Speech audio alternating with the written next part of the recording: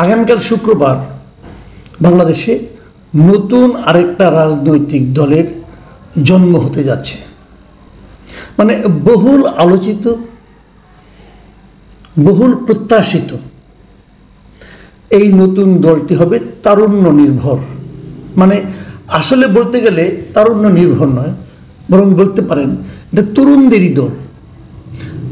এই হাসিনা সরকার বিরোধী যে আন্দোলনটা হয়েছে এই দেশে, যে আন্দোলনে, যে গণ আন্দোলনের কারণে হাসিনা সরকার সমূলে উৎপাটিত হয়েছে এই দেশ থেকে, সেই আন্দোলনের মূল নেতৃত্বের দাবিদার এই বৈষম্য বিরোধী ছাত্র আন্দোলন এবং তারপর জন্ম নেওয়া জাতীয় নাগরিক কমিটি, এই দুইটার সমন্বয়ে এই দলটা গঠিত হচ্ছে।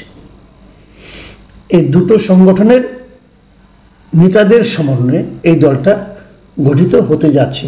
শুক্রবার দিন জাতীয় সংসদ চত্বরে তারা নতুন দলের নাম ঘোষণা করবে, আনুষ্ঠানিক ঘোষণা করবে এবং সেখানে নতুন দলের কমিটি ঘোষণা করবে। এরই মধ্যে বিভিন্ন পত্রিকায় আমরা কমিটির বিভিন্ন নাম সম্পর্কে একটা ধারণা পেয়েছি। যে ধারণাটা আমার কাছে সবচেয়ে অথেন্টিক মনে হয়েছে, গ্রহণযোগ্য মনে হয়েছে, সেরকম একটা নিউজ ছাপা হয়েছে, রিপোর্ট ছাপা হয়েছে দৈনিক প্রথম আলোতে। তারা লিখেছেন, তরুণদের দলের নাম জাতীয় নাগরিক পার্টি, শীর্ষ 7 পদের নাম চূড়ান্ত। এই হলো প্রথম আলোর রিপোর্ট। তো এই রিপোর্টে ওনারা শীর্ষ 7 পদের নামগুলিও প্রকাশ করেছেন।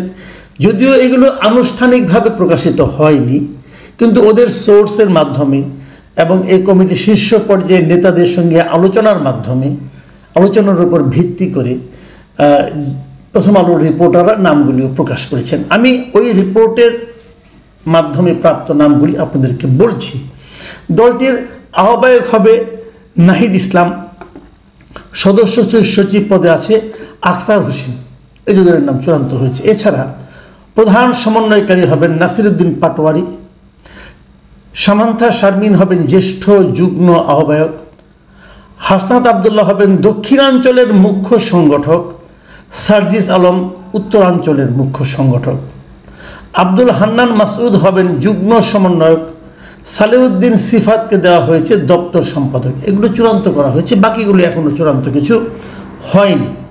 এর আগে ওদের গুরুত্বপূর্ণ 6টি পদের জন্য জামাতে ইসলামের যে ছাত্র সংগঠন ইসলামী ছাত্র শিবির, তার 2জন সাবেক নেতাকে মনোনীত করা হয়েছিল, তাদের নাম শোনা গিয়েছিল। কিন্তু গতকাল ছাত্র শিবিরের সাবেক 2 সভাপতি, ঢাকা বিশ্ববিদ্যালয়ের সভাপতি, তারা গতকাল ফেসবুকে স্ট্যাটাস দিয়ে বলেছেন তারা এই দলের সঙ্গে আলটিমেটলি থাকছেন না। এটা যে আদর্শিক কারণে তারা চলে যাচ্ছেন তা বোধ হয় নয়, তারা হয়তো প্রত্যাশিত পদ না পাওয়ার কারণে চলে যাচ্ছেন, এরকম হওয়ার সম্ভাবনাই বেশি। বিষয়টা এখনো ক্লিয়ার না। যে হোক, এরকম একটা পার্টি হচ্ছে, আমার মনে হয় এদেশের মানুষের জন্য নতুন একটা পার্টি হওয়াটা অত্যন্ত গুরুত্বপূর্ণ বিষয়। আমি নিজেও সবসময় চেয়েছি যে আমাদের সেই যে 2 অথবা 2.5টা প্রার্থী, আরেকটা পার্টি থাকে, মানে আওয়ামী লীগ, বিএনপি আর জামাতের কিছু প্রার্থী, জামাত সবার সময় তো প্রার্থীও দিতে পারে না অনেক সময়।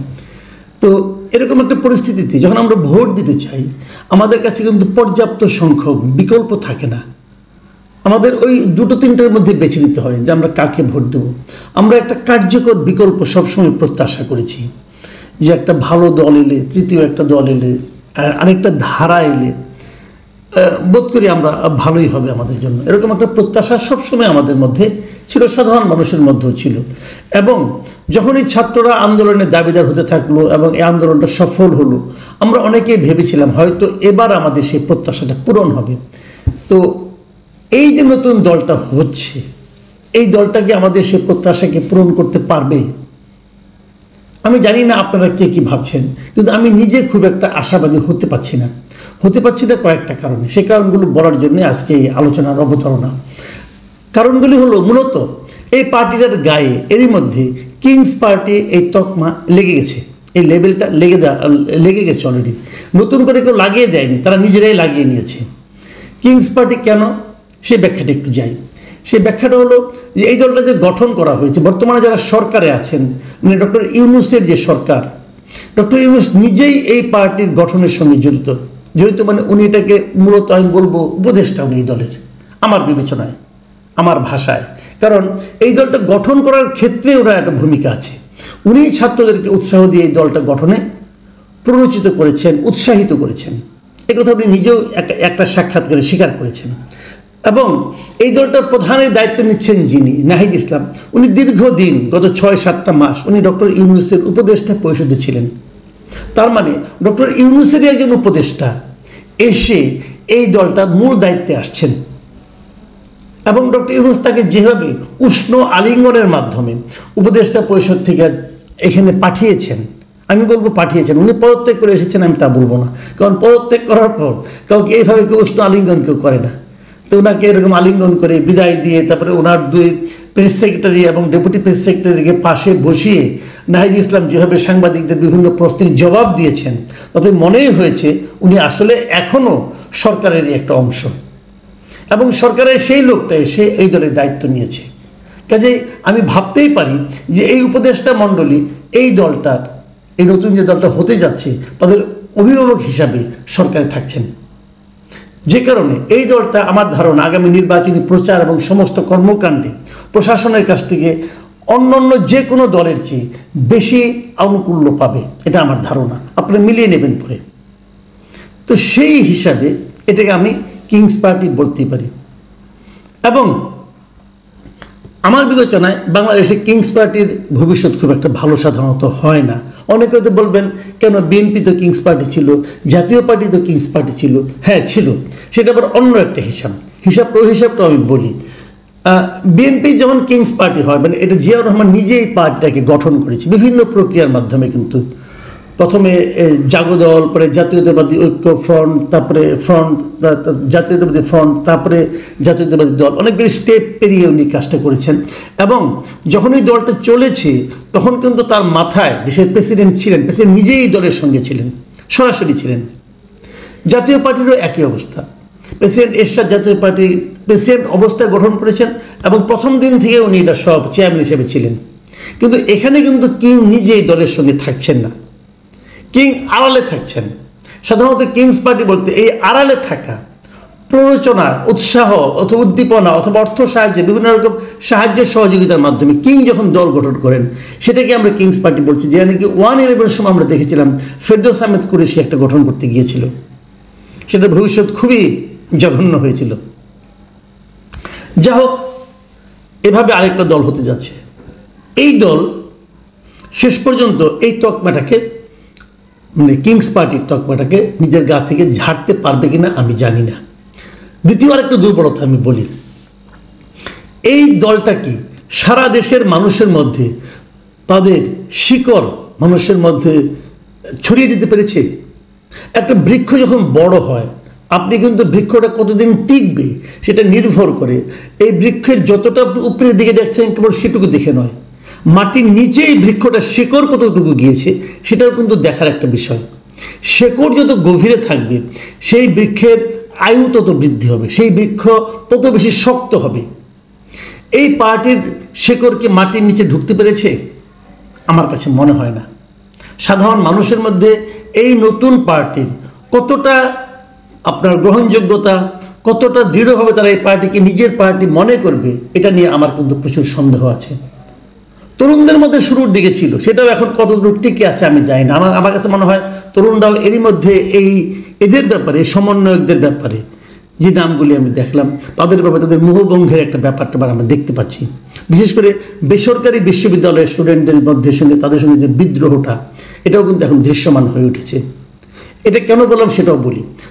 দেখুন আপনারা, এই যে আমরা যে কজনের নাম বললাম, এদের মধ্যে আমার বিবেচনা নাহিদ ইসলাম, আখতার হোসেন, নাসিরুদ্দিন পাটোয়ারি, সামান্তা শারমিন, হাসনাত আবদুল্লাহ, সার্জিস আলম, আব্দুল হান্নান মাসুদ, আমি 7 জনের কথা বলতে পারি। 7 জনের সবাই কিন্তু ঢাকা ইউনিভার্সিটির। তার মানে আন্দোলনে অনেক ইউনিভার্সিটি ছিল, সারা দেশের সবগুলো পাবলিক ইউনিভার্সিটি ছিল, সারা দেশের সবগুলো বেসরকারি ইউনিভার্সিটি ছিল তো। বেসরকারি বিশ্ববিদ্যালয়গুলোর ভূমিকা খুবই বেশি ছিল। যখন আন্দোলনের শেষ পর্যায়ে তখনও তারা নেমেছিল। বেসরকারি বিশ্ববিদ্যালয়ের স্টুডেন্টরা কিন্তু বিসিএস এর কোটার জন্য আন্দোলন করেনি, তারা আন্দোলন করেছিল যে তাদের ভাইয়ের গায়ে কেন গুলি করা হলো, এই প্রতিবাদের আন্দোলন করেছিল, তাদের আন্দোলনটা ছিল জেনুইন আন্দোলন, সরকার পতনের আন্দোলন। আর ঢাকা ইউনিভার্সিটির স্টুডেন্টদের আন্দোলনটা ছিল কোটার আন্দোলন। মাথায় রাখতে হবে আপনাদের, তারা ছিল, কিন্তু তাদের কোনো প্রতিনিধিকে কিন্তু এই দলে রাখা হয়নি, সব ঢাকা ইউনিভার্সিটি। তাহলে আমি এটা বরং বলতে পারি, খালি তরুণদের দল আমি বলবো না, আমি বলবো ঢাকা ইউনিভার্সিটি কেন্দ্রিক তরুণদের দল। আবার যদি অন্যভাবে বলি, দেখেন এই যে এত বড় একটা আন্দোলন হলো, বিভিন্ন ইউনিভার্সিটির ছেলেরা মারা গেছে, মেয়েরা মারা, অনেকে মারা গেছে। ঢাকা ইউনিভার্সিটি মারা গেছে কয়জন? একজনও না। যে বিশ্ববিদ্যালয়ের আন্দোলনের কারণে বিশ্ববিদ্যালয়ে একজন লোকও মারা গেল না, সেই বিশ্ববিদ্যালয় সবগুলি পদ দখল করলো। এই আন্দোলন কতটুকু জাতীয় পর্যায়ে প্রভাব বিস্তার করতে পারবে আমার সন্দেহ আছে। আরেকটা জিনিস কোনটা, সেটা হলো যে এই যে সরকারের সঙ্গে যে একটা সম্পর্ক আমরা দেখেছি, কিন্তু হাসনাত আব্দুল্লাহ, সার্জিস আলম এরা সহ অন্যান্য সমন্বয়কদের সঙ্গে সরকার প্রশাসনে কিন্তু একটা দহরম মহরম সম্পর্ক তখনও দেখেছি, এখনও দেখছি, আগামীতেও দেখবো হয়তো বা। এই সব মিলিয়ে এটা আলটিমেটলি সাধারণ মানুষের মনে কতটুকু ইতিবাচক প্রভাব ফেলতে পারবে, এটা নিয়ে আমার একটা সন্দেহ আছে। আমি সবসময় চাই, আমি এই দলটার আগে আবারও বলি, আমি এই দলটার ভালো কামনা করি। আমি মনে করি এই দলটা আগামীতে কতটুকু ভালো করতে পারবে সেটা নির্ভর করবে তারা সরকার থেকে কতটা নিজেদেরকে বিচ্ছিন্ন করতে পারবে, নিজেদের জনগণের দল হিসেবে প্রমাণ করতে পারবে তার উপর। কিন্তু সেটা কি তারা পারবে? যদি পারে ভালো করবে, যদি না পারে খুবই খারাপ করবে। আমি মাঝখানে একটা জরিপ করেছিলাম, সেই জরিপে বলেছিলাম ছাত্রদের এই নতুন দল এই আসন্ন নির্বাচনে কোন অবস্থানে থাকবে। এখানে প্রথম অবস্থান, দ্বিতীয় অবস্থান, তৃতীয় অবস্থান এবং কোনো অবস্থানই না, এরকম অপশন ছিল।